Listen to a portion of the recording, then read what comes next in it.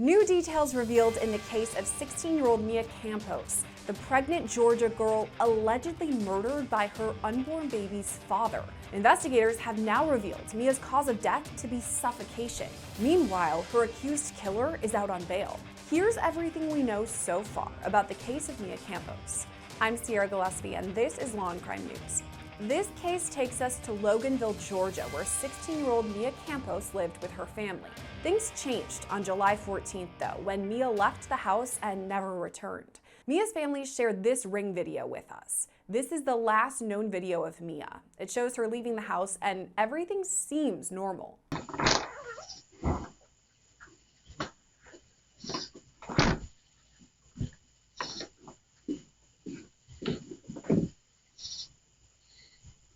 Earlier in the day, Mia had been out shopping with her mom. Her parents say nothing was out of the ordinary. Then, at night, she left home with an unknown person.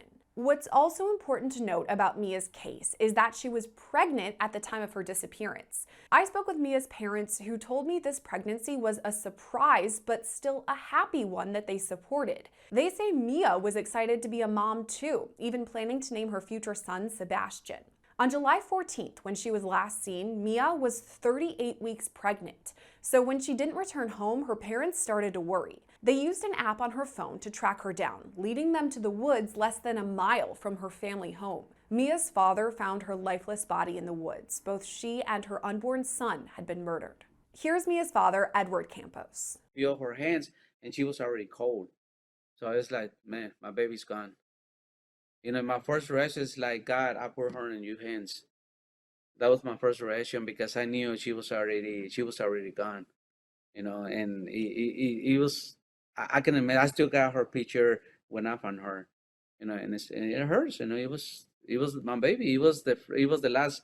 I got 5, and she was the baby.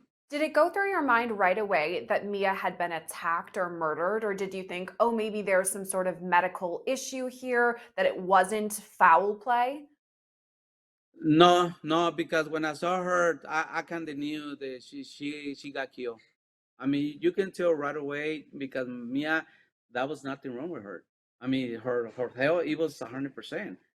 That was nothing wrong with her. So when I saw her, it's like, man, they killed my baby. Investigators soon zeroed in on a suspect, 17-year-old Jesus Monroy, the father of Mia's baby. About this part, Mia's family is clear. Mia and Jesus were not dating. He only met her parents after Mia became pregnant. Jesus Monroy was arrested in the days after Mia's murder and initially charged with providing false statements to police about the case. Then, more than a week after Mia's death, Monroy was charged in her murder. He now faces charges of malice murder, felony murder, feticide, and aggravated assault. He was booked into the Gwinnett County Jail and held there for weeks until a judge made this ruling back in August. I hereby grant bond in the amount of $50,000. Special conditions of bond include that he have a GPS ankle monitor in place within 24 hours of his release. He's to remain at his address, which is his home address, to be included in the order. And he's only to leave for medical appointments and appointments with his attorney. He's otherwise to be on site of the residence. He's got to have no contact whatsoever with any potential witnesses in this case. And the passport is to be surrendered to the district attorney before leaving court today. Months after all this, Mia's autopsy results were finally made public, confirming her manner of death was in fact homicide. The autopsy noted her cause of death was asphyxia due to neck compression. This is really just a devastating case all around, but to break it down, we're joined by Georgia attorney Randy Kessler. Randy, thank you so much for coming on with us. Always a pleasure to help you guys. Now, this story, obviously a devastating one, but it happened way back in July. Why do you think it would have taken so many months for officials to come forward with a cause of death and the manner of death? So, as a lawyer, I'm not really surprised. There are cases that take years, right? I mean, John Benet Ramsey took forever. There are cases that take a while. You don't want to prosecute until you can win. So they were looking for other evidence, maybe corroboration. They didn't want to go public with what they had so that if a witness came, they weren't worried, oh yeah, he read it online or heard about the evidence some other way. So I'm sure they were gathering their evidence. And in the scheme of things, it's not that long given our judicial system, right? We hear horror stories about years and years. So I'm really not that shocked, but I think they wanted to, tie up all loose ends, wrap it in a nice gift box, and present it to the judge for probable cause and move forward. And we did kind of have a heads up that it was going to be manner of death murder because someone was charged with murder in this case. We didn't for sure know how she died, but now we do that it was suffocation. To me, that is so devastating to hear about, but also intimate. I mean, if you think about suffocation, that takes a lot of physical exertion. You're very close with the person. I mean, it almost takes it to another level rather than just shooting them from far away. What do you feel about all that? I think that's 100% right. It makes it more despicable, more horrendous. But in some way, I think it should bring some relief to the family. It's a little bit easier to prove murder, right? If it was a blow to the head while she fell, or something hit her, or it was a car accident or something like that, fell down some stairs. But suffocation, that's pretty intentional. You can't really suffocate yourself unless you hang yourself, and there's no evidence of that. So, to some degree, as terrible as it is, we look at it as a lawyer. I look at it. What's easier to convince a jury of murder, that or something that has an alternate explanation? There are very few alternate explanations for strangulation. Hey, so I'm gonna take a guess and say a lot of you who watch our videos might be business owners, maybe even some sort of side hustle you're trying to build. That's why I wanna talk to you about our awesome sponsor, Odoo. Odoo is a free all-in-one business management software that provides you with a range of apps that help with the day-to-day of owning a business. One of my personal favorite Odoo apps is their project apps. There are multiple views in the project app, like the Kanban view that organizes tasks by stage, or the Gantt view. That one gives you a timeline of your tasks. All this seriously makes things so simple and easy to organize. Also in the Projects app, you can directly bill customers according to time spent on tasks. That is just a major time saver. Right now, you can click our link odoo.com/lcnews15 and try Odoo and their Projects app for free today.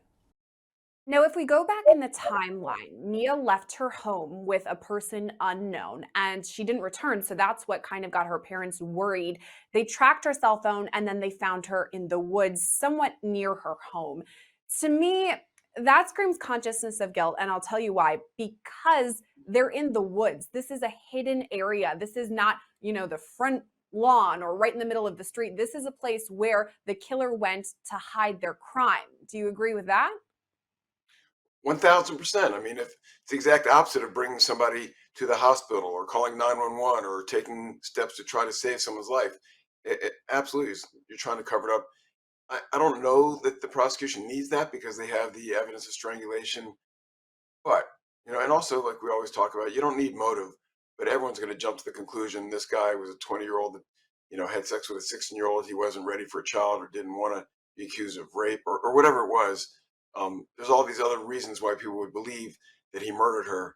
But this is just one more. You're absolutely right. Hiding the body in a distant place to delay the finding of the body, or maybe make it inevitable that it might never be found. Obviously, he didn't hide it hard enough or far enough away. And thankfully, he didn't. You talked about motive, and that's something I want to circle in on now. The defendant in this case is Jesus Monroy. And what prosecutors are saying is that he killed Mia Campos because she was pregnant with his child. Again, you pointed out we don't need motive in order to have a conviction. But is this a win for the prosecution? If they're going to talk to jurors, I mean, this would be a pretty big motive. Right. I mean, jurors are human beings, and they're going to sit in the room, and the judge and the jury and the judge and the prosecutor and the defense can all say, we don't have to prove motive. All we have to prove is that it was done. But when they go back to the room, they're always going to ask why, just like we're asking why. And so it's nice for the prosecution to have an easy answer for that, which is he didn't want to have a child. He didn't want to have a child with an underage woman. He was too young to have a child. He didn't want to pay child support. There are a whole bunch of stupid reasons, but they're reasons better than a stranger encountering a stranger. It gives the jury a little bit more reason to say, yeah, we believe he did this. Something that has always stood out with me about this case is in the days after Mia was found murdered, I spoke with her father. This is when Jesus Monroy had been arrested and charged with her murder. He told me that Jesus actually helped him in the search for Mia. So he was there around the woods where her body was found. To me, that's almost eerie that he was helping in the search party for this person that he allegedly killed.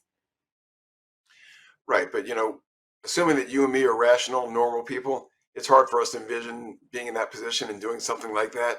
But maybe he's trying to cover up. And what if he says, no, I don't want to go look for the body? Maybe that's more suspicious. So I'm sure he was just worried about being a suspect and trying to avoid suspicion than he was about concern for her.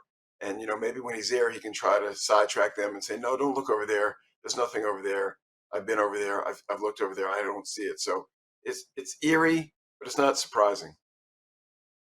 This case is heartbreaking in the fact that Mia was only 16 years old, very young girl. She had her whole life ahead of her. So that unto itself is devastating.